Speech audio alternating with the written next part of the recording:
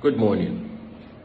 Barely a year after the federal government launched the NELFUND program, over 73.1 billion naira have been disbursed to 366,000 students across 206 tertiary institutions in Nigeria.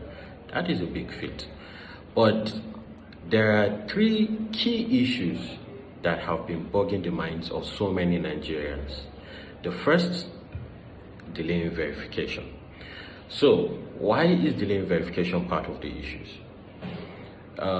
Some believe that some institutions still upload their results manually, creating a gap, and which brings about rumors that federal institutions get their loans approved faster.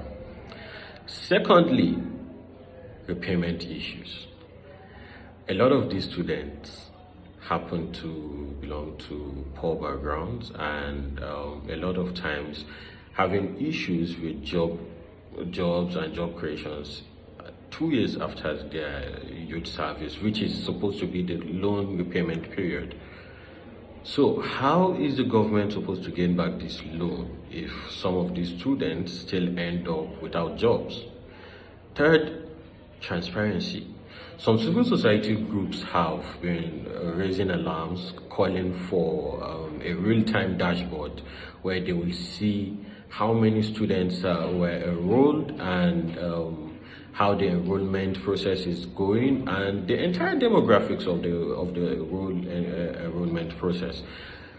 Also, NELFUND plans to add BVN and facial ID to reduce corruption.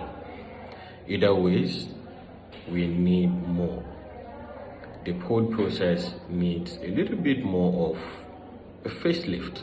The takeaway though, NELFUND, is it a lifeline?